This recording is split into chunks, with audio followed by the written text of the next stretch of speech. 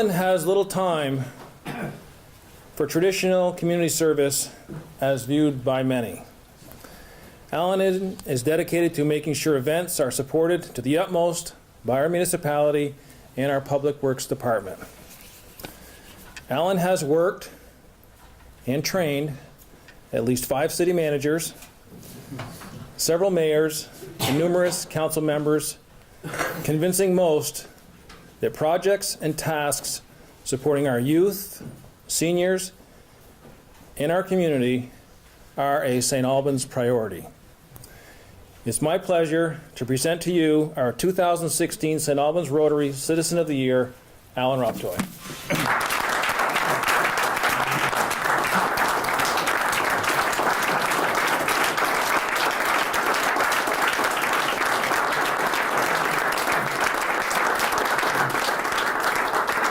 The whole speech is right there. I'm obviously very humbled. I don't do what I do because I look for accolades or pats on the backs. That's just not the way I am. But I got to touch real quick on what Dominic said about the job evaluation. Because it's kind of unique at the city of St. Albans the way they do it. I get a chance to evaluate him as well, and that's important for you folks to know. So I like to get his first, and then I like to evaluate him on the other end. I like to do that. So Tom said it very eloquently at first, but you know, I think there's an old adage. You were talking about old adages, and I think there's one that says, "Behind every good man is a good woman." I couldn't have had a better woman for 40 years than my wife, Cheryl.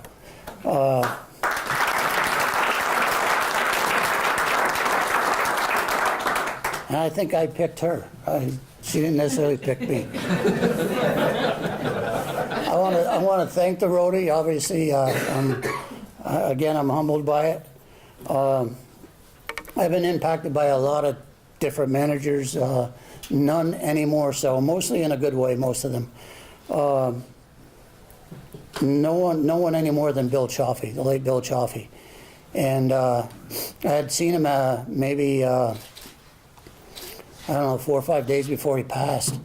And I was having a conversation with him at a table at the rehab center, and the gal says, "Well, how do you two know each other so well?" And I said, "Well, I worked for him for about 20 years." He said, 19. He was such a, you know, he really knew numbers, and I have the utmost respect for him. I don't get where I am today if not for him, for sure.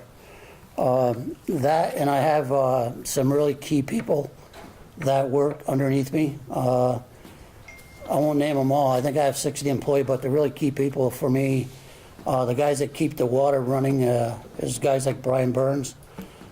Brian works tirelessly for me, and he actually makes me look good. Brian Willett in wastewater. Nobody can really appreciate what it is, those guys, until you do a tour of their plant and see what comes in and sees what goes out, and everything about what they do. And Troy Baker, who actually manufactures the clean drinking water and gets it out to the distribution lines. And then they have 14 or 15 guys that work for them in total.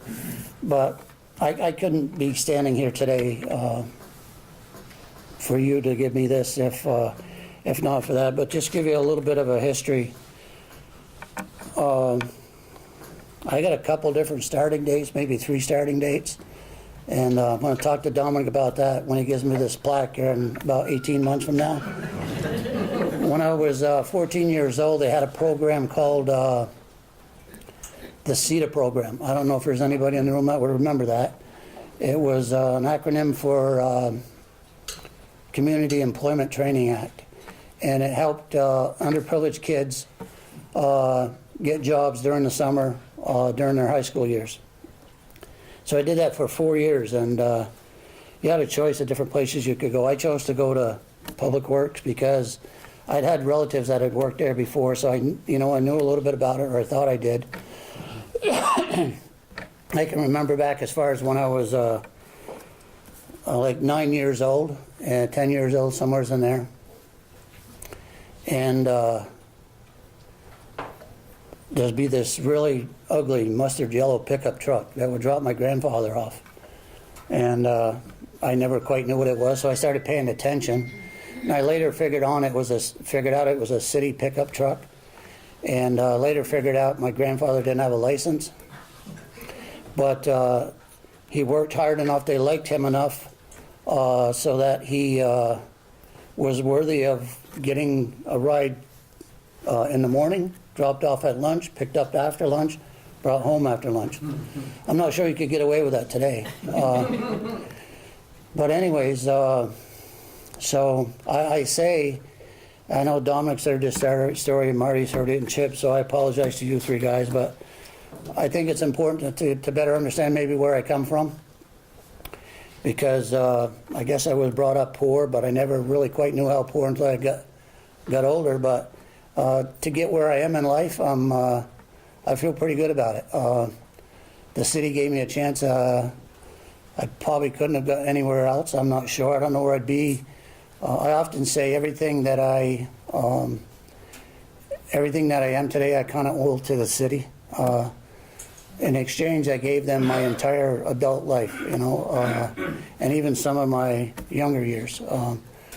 I took a break between high school and came back at 23 years old. I'm going to be 64 here pretty quick, so their numbers are a little skewed, but I've been here closer to 40 years than I have 30.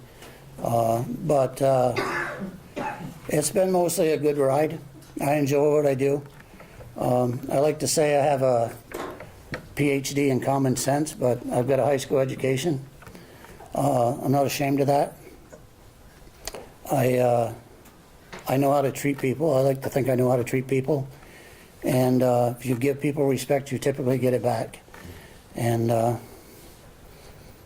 I'm not sure there's much more I want to say. I could probably talk a little bit more, but I do want to thank the Rotary for recognizing me. And when I look around, I see a lot of faces that I don't know, which is pretty unusual for me because I like to think I know everybody. But thanks again. I really appreciate it, and I appreciate all the kind words. Thanks.